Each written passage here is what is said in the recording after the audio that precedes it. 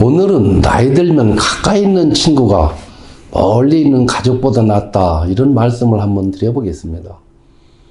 젊어서는 밖에 나가면 직장 동료, 사업 파트너 등등 주변에 사람들이 참 많았죠. 집에 오면 또 아이들이 있어 언제나 사람 가운데 있었지만, 나이가 들면 자식들은 다 떠나고 부부가 살다가 언젠가는 부부 중 하나가 먼저 세상을 떠나는 경우도 있고, 중간에 이혼 등 여러 가지 사유로 혼자 사는 경우가 많아집니다. 또한 평균 수명이 여성이 남성보다 많아서 결국에는 할머니 혼자 사는 경우가 많지요. 저희 고향 마을에도 아버지와 친구분들은 모두 돌아가셨는데 어머니와 할머니들은 지금까지 살아계시는 경우가 많습니다. 우리 어머니도 옆집에 사는 친구분들과 매일 경로당에 가셔서 노는데 친구들이 있어 외롭지 않게 지낸다고 너무 좋아하십니다. 우리들은 살면서 오늘 옆에 있는 사람들에게 잘해야 한다고 저는 생각합니다. 오승근 가수의 있을 때 잘해라는 노래가 생각납니다. 작년에 유명한 여류소설가 신달자 씨가 라디오 대담 프로에 나와 진행자가 남편에 대한 질문을 하자 그는 이렇게 말하는 것을 들었습니다. 9년 동안 시어머님의 병간호를 극진히 해드렸고 20년 넘게 남편이 병수발을 불평 없이 해드렸다.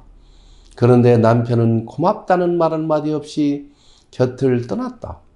그러던 어느 날 창밖에 비가 내리는 광경을 바라보고 있는데 나도 모르게 어머나 여보 비 좀 봐요.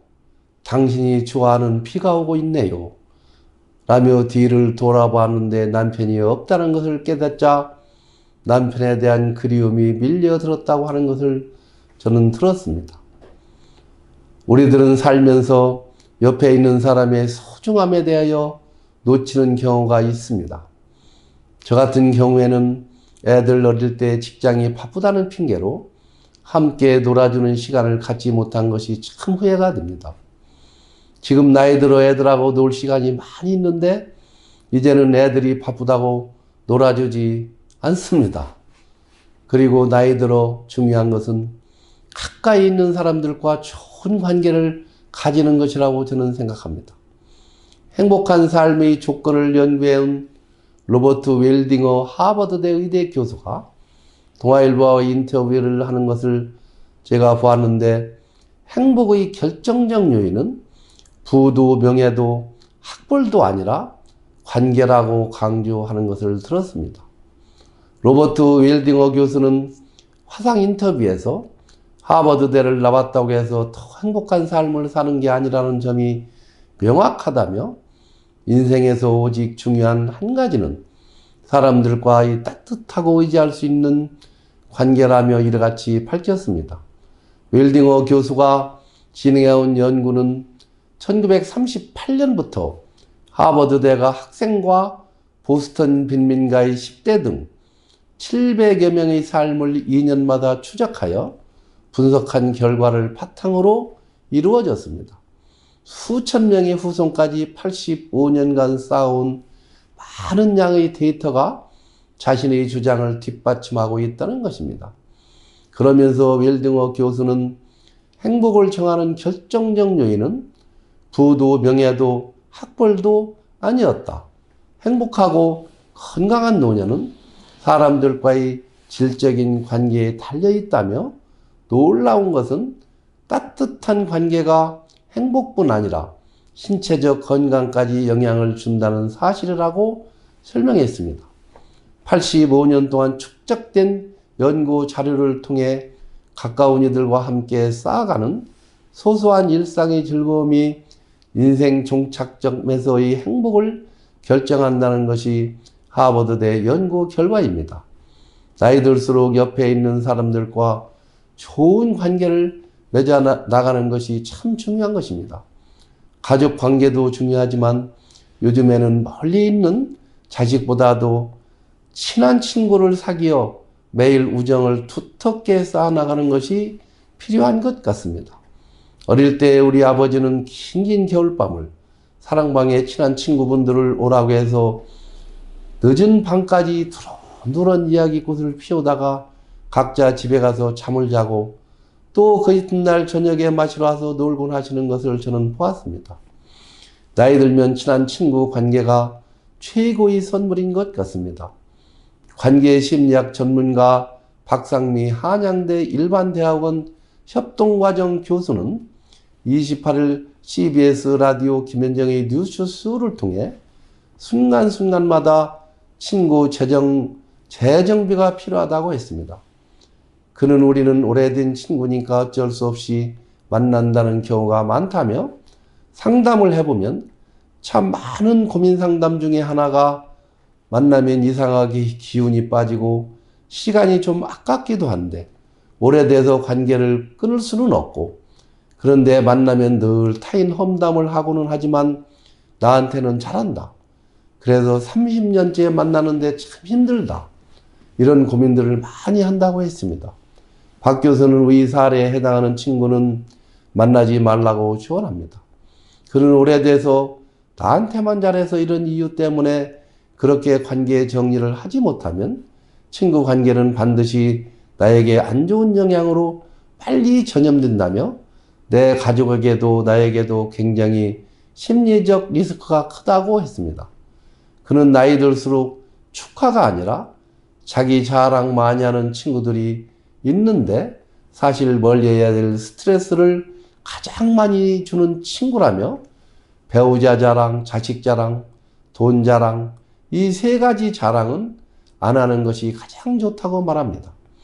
이어 가장 조심해야 할 건 자식 자랑이라며 자식 자랑이 할 게 많은 사람도 있지만 자식 걱정이 많은 게 요즘의 분위기이기 때문에 가장 상처받는 것의 1위가 친구가 자식 자랑할 때라고 했습니다. 그리고 나이 먹으면 즐겁게 사는 것이 좋습니다. 박희경 작가가 쓴 60대 오히려 좋아라는 책을 보면 내가 막 살아도 누가 날 말리겠는가. 치열하게 사는 거 그만. 나는 재미있게만 살 거다. 내가 60이 되었는데 누가 뭐 보태준 거라도 있나? 라고 썼습니다. 1962년생 박희경 작가는 60대를 맞이했습니다. 이를 악물고 살다가 정말로 이와 잇몸이 망가졌던 박희경 작가는 말하고 있습니다. 예순이 되니까 비로소 알게 된 것들이 많다고 그동안은 치열하게 살아왔으니 이제부터 자신은 재밌게만 살 거라고 했습니다. 그녀는 60대 오히려 좋아라는 책에서 빛나는 인생은 이제부터라고 시종일관 경쾌하게 다짐하고 있습니다. 40대의 나이에 재생 불량성 빈혈을 앓으며 죽을 고비를 넘기고 이혼하는 일이 사회적으로 금기시될 때 선구적으로 이혼의 본문을 트고 불안정한 생활에서 시달리면서 아이 둘을 데리고 전국 방방곡곡 이사도 다니면서 평생을 씩씩하고 진취적으로 살아왔다고 합니다. 어떻게 그럴 수 있었을까? 방송인 유인경 씨는 그녀는 인생의 고단함보다 기쁨을 먼저 발견할 수 있는 사람이기 때문이다. 삶의 재미를 추구하고 새로운 것을 배우는 데 여념이 없던 사람이기 때문이다. 자신은 모성애가 부족하다고 토로하면서도 장성한 자식들과 깊은 우정과 교감을 나눌 수 있는 사람이었기 때문이다라고 하고 있습니다.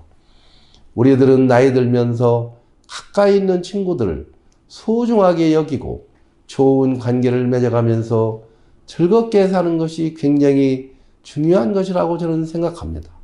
우리 모두 100세 인생 노후를 친구들과 즐겁게 그리고 행복하게 살아갑시다.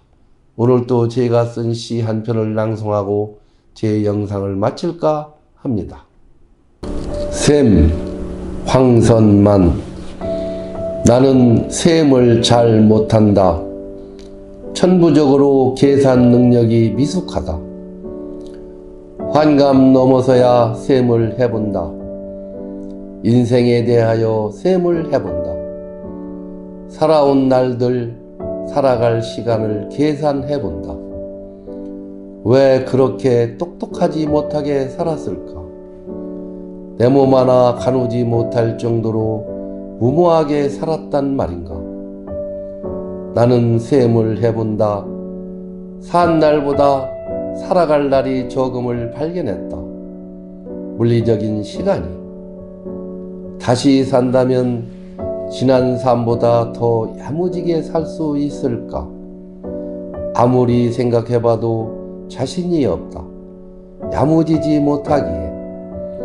야무지진 못하지만 헛됨을 위했던 시간은 절제해야겠다.